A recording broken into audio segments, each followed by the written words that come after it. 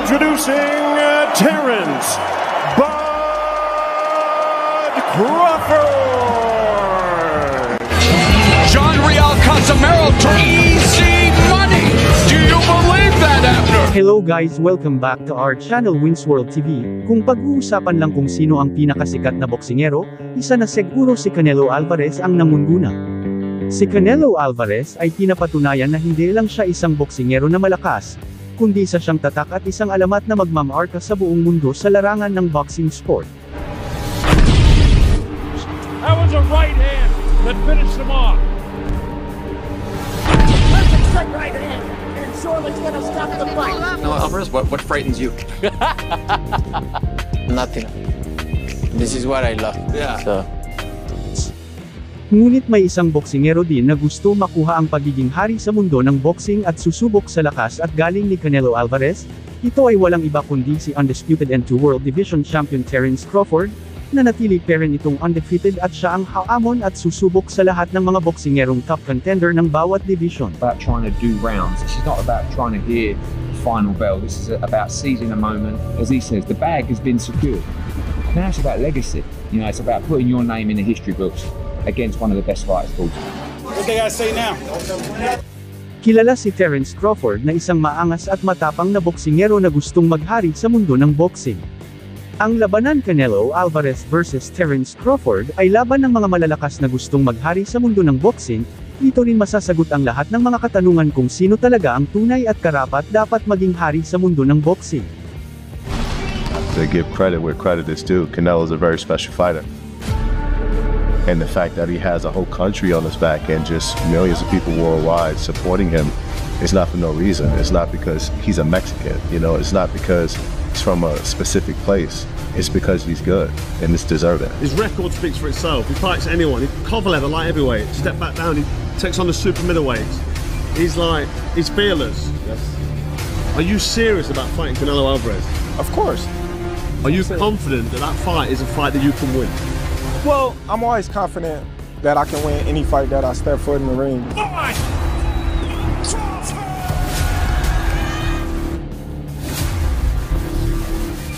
Canelo is a big, strong competitor. He's a great fighter. He's a future Hall of Famer. And that's what we in the game for, is to leave a legacy that will last, surpass our lifetime. How he loved to challenge himself as a person. And I know what kind of journey he's trying to get to. I know that personally. And man, he gonna walk away with a star on his back. They're gonna say, man, this is one of the greatest fighters that ever laced left gloves. Terrence Bud Crawford, y'all.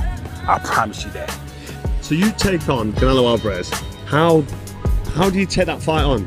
Do you box him and move him? Do you stand in front of him? This is a Mexican warrior that he punches hard. He's big. He's strong. People aren't going to doubt you because you've got the skills. They know you've got the ability, you've got the skills. This guy's got the skills and the ability. We've seen it time and time again. But he's big and strong. Are you big enough to take on this guy toe to toe and have a tear up with him? That's why we fight. So all the questions can be answered on fight night. Are you going to take him on though? Or are you going to box and move? That's why we fight. What's going to happen? So man? all the questions can be answered fight night.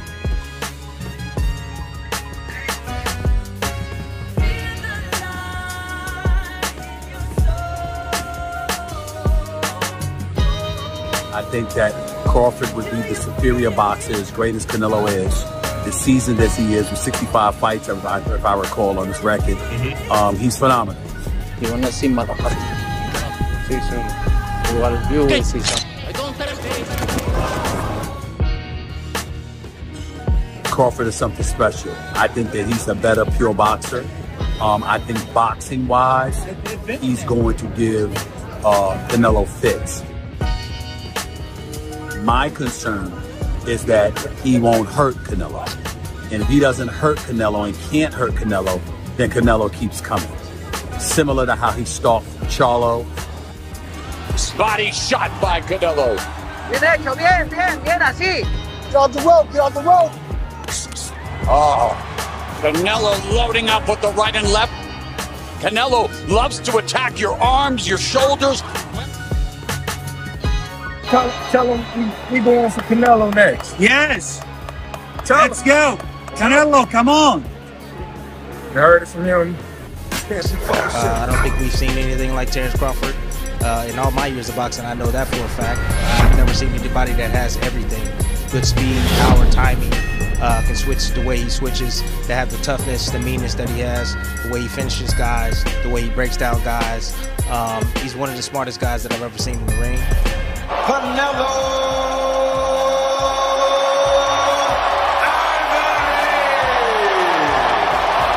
Introducing Terrence Bud Crawford!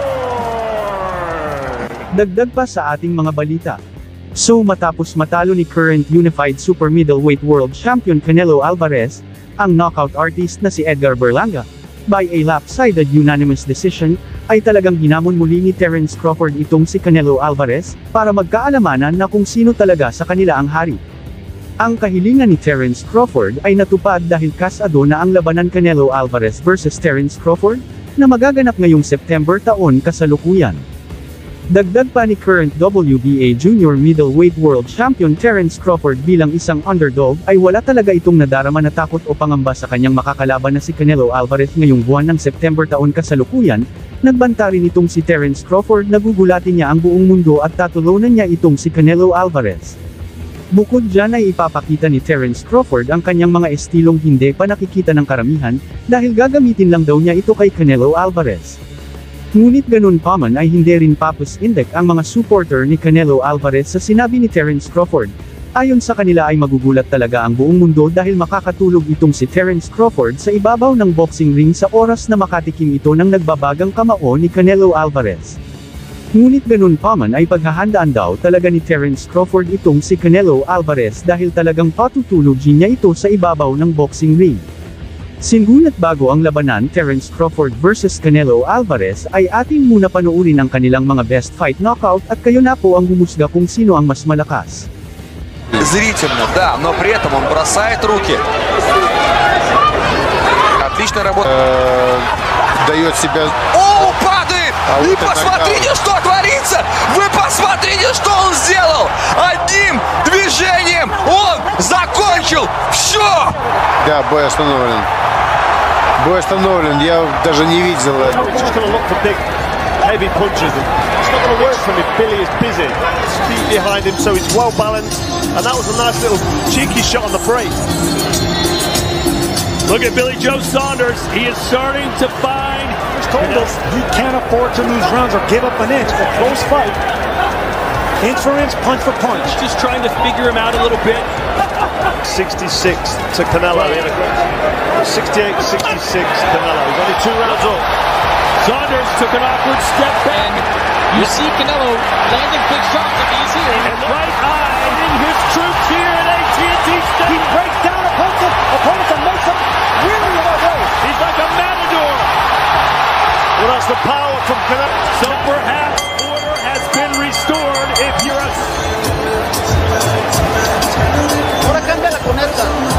Catch him with this one. Strips it, all right, go. Canelo acting like he's already knocked him out. And it is over. They have stopped the fight. They have stopped the fight. His father gun effect. Left to the body as he has done a few times. Goes with it again.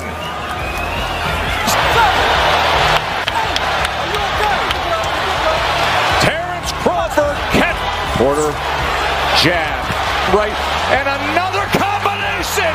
Beautiful work by Crawford. And he's stopping the fight. His father says it's over. Crawford stopped Sean Porter. The undefeated WBO welterweight champion of the world, Terrence Bud. No i co? Kapitalne. Ileż tych prawych podbródkowych było wcześniej? Niektóre dochodziły, niektóre mijały o włos dosłownie, o milimetry szczękę. Go chciał skończyć. Potrafi przyspieszyć, wiemy doskonale. A sprawy! Ależ akcja prawie na... Coż za uderzenie. Ciężki knockout. Znakomicie to zrobił Alvarez. Widać było, że... Ależ knockout, proszę państwa. Poczuł krew, przyjął walkę, zmęczył Kirklanda i skończył. Looks like he was thinking about giving southpaw a try just then. Terrence Crawford in terms of punches landed. And that might be the only one that matters so far. Exactly. That's what I was trying to tell you. He's ready to about round 6, and you see what he can do afterwards. And it's what he did after the jab is what hurt Thomas Dulorme. First 5 has paid off big here in 6 for Terence Crawford. He's measuring and tattooing Dulorme in the corner.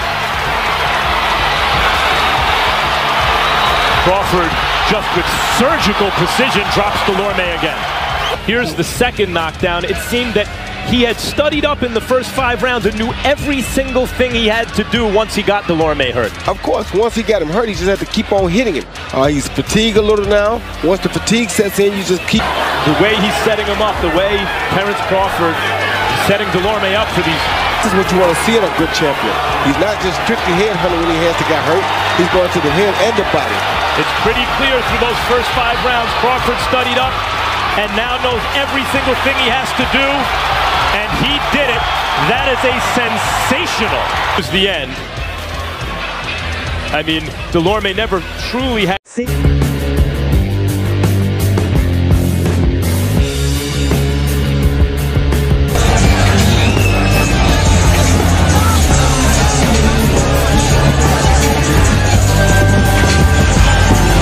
The artist is Easy Mill. John Real Casimero to Easy Money. Do you believe that, Abner?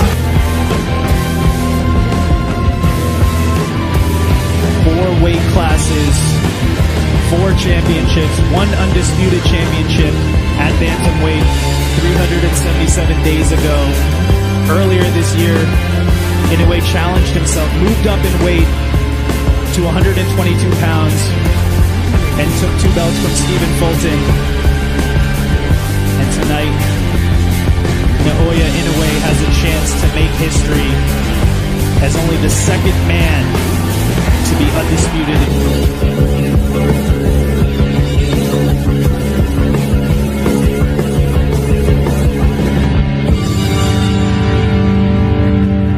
Hello guys, welcome back to our channel Winsworld TV. Ang malapit ng pagtutuos ng dalawang hari ng bantamweight division na sina Naoya Inoue aka The Monster at John Riel Casimero aka Angas ng Pinas Cuadro Alas. Ay maraming nagkokomento na hindi raw kakayanin ng Angas ng Pinas John Riel Casimero itong The Japanese Monster Naoya Inoue kung sila man ay magkatapat. Hindi naman natin maikakaila na talagang napakalakas ng power punch nitong si Inoue lalong-lalo na ang kanyang trademark na mapangwasak ng bodega ng kalaban.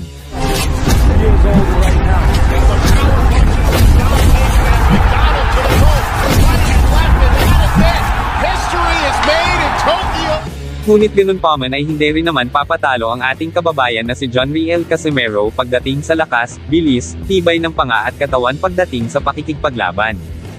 Dahil sa totoo lang, mas lamang itong si John Riel Casimero dahil sa mga karanasan at mga pinagdaanan nito bago niya maabot ang 3 Division World Champion.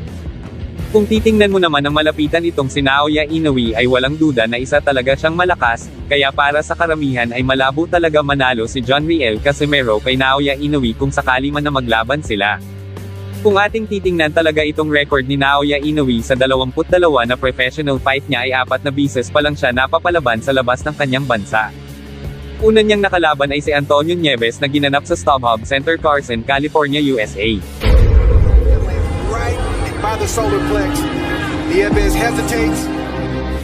Pangalawa ay si Emmanuel Rodriguez na ginanap sa The S Hydro Glasgow, Scotland, United Kingdom.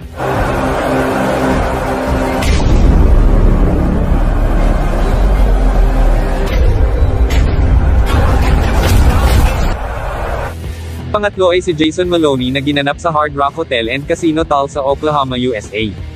At ang pang-apat ay si Michael Dasmariñas na ginanap sa Virgin Hotels, Las Vegas, Nevada, USA.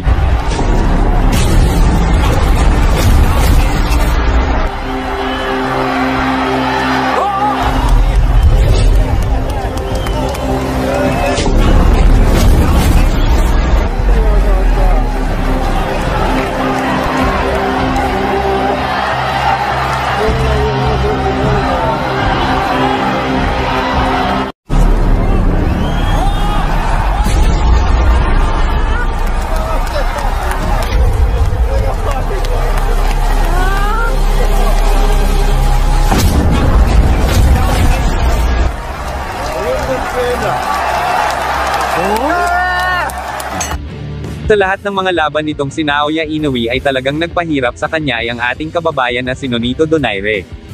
Kung napansin niyo sa mga previous fight itong si Naoya Inoue ay 2 to 3 rounds lang tumatagal ang kanyang mga laban. Samantala dito kay Nonito Donaire ay talagang nahirapan siya ng husto at saksi ang buong mundo na nakapanood ng laban niya kontra Nonito Donaire, kung paano napinsalaan ng sobra itong si Naoya Inoue. Nagkaroon nga dito ng fracture sa right eye socket itong si Naoya Inoue pagkatapos niyang saluhin ang super power punch nitong si Nonito Donaire.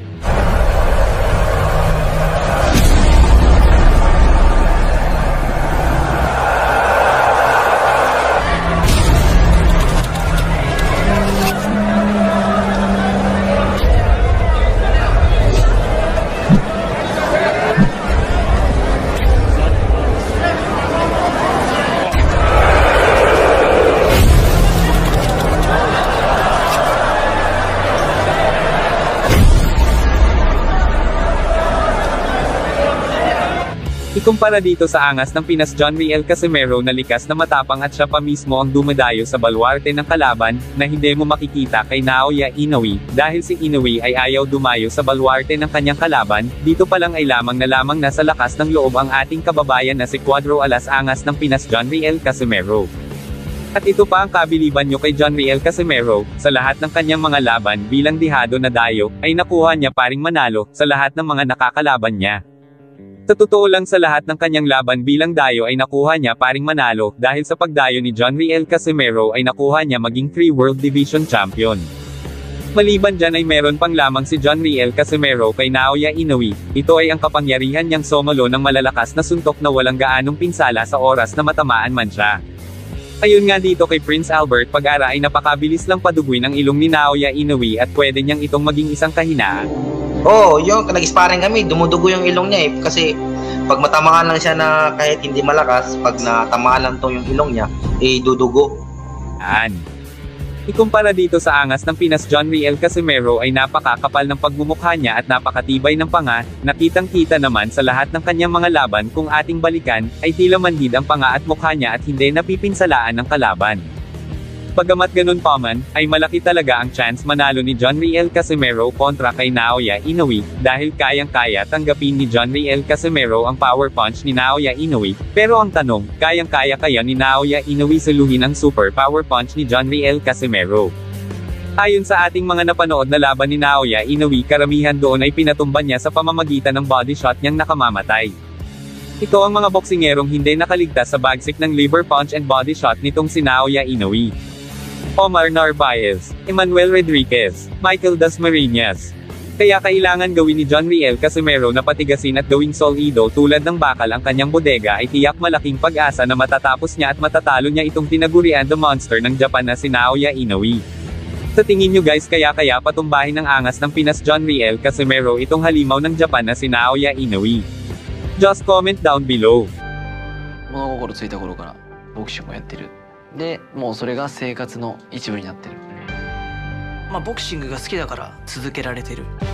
まあ多分どの仕事も一緒ですよ。もうそれは。そこの自分がやってるものに情熱が欠けてきたら絶対成果落ちてくる。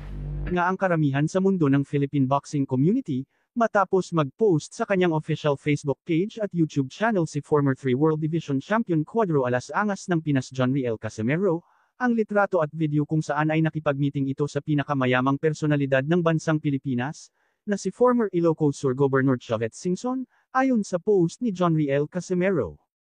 Ang mga immortal hindi umaasa sa swerte, let's go Ninong Chavez. Dahil sa post at litrado ni John Riel Casimero kasama si former Governor Chavez Singson ay halatang may malaking magaganap na pasabog ito.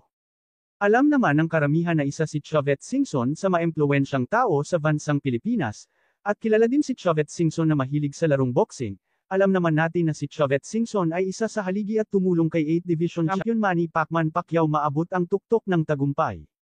Siya rin ang dahilan kung saan naganap ang fight of the century, sa pagitan ni Manny Pacquiao at Floyd Mayweather Jr. Kaya tama lang ang nilapitang tao ni John Riel Casimero. Meron na din nagawang hakbang itong si Chavez Singson na kausapin ang pamunuan ng Top Rank Promotion, na si Bob Arum, patungkol sa magiging laban ni Cuadro Alas John Riel Casimero. Sa ngayon sobrang busy si Naoya Inoue sa kanyang mga training bilang preparasyon sa nalalapit niyang laban kontra Sam Goodman. Inaasahan ngayon ng karamihan na pagkatapos ng kanyang laban kontra Sam Goodman ay dapat maikasa na agad ang laban niya kontra Junto Nakatani or si Muridjan Akhmadalib. Isama na natin dyan si former 3 World Division Champion Cuadro Alas Angas ng Pinas John Riel Casimero, dahil ang tatlong boksingero na ito ay sabik na sabik makalaban si current undisputed and 4 World Division Champion Naoya Inoue aka the Japanese Monster.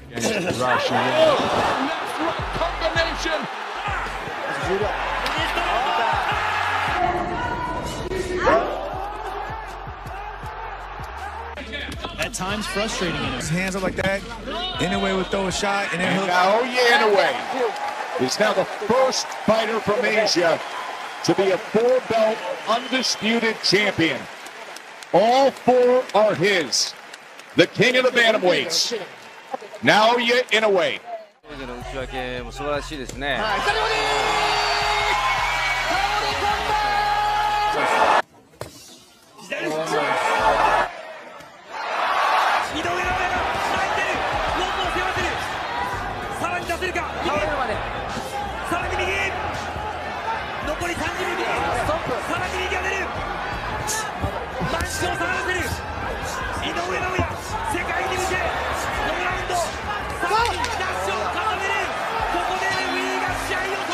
そうですね、ちょっとまあ深いは川島さんもこれチャンピオンです。第1ラウンドからこの下ろしていきます。そして左から出ますね。力が入っています。力が入っています。圧倒しています井上尚弥。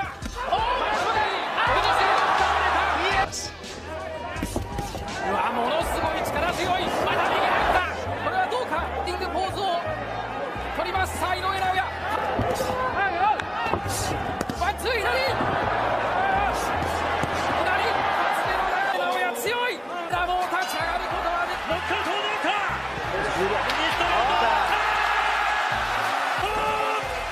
すごい。聞こえた。相手の心をへし折る。埼玉スーパー大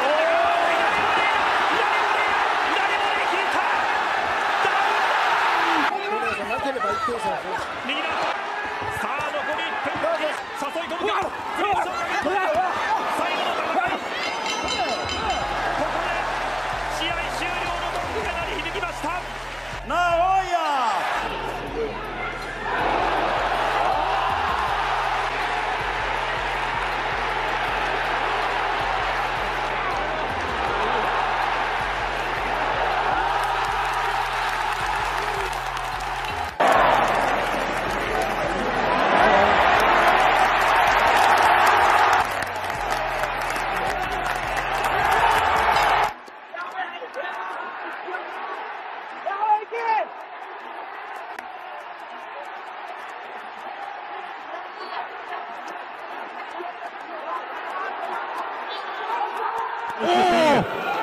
サンチェスのパスタ。あ、左。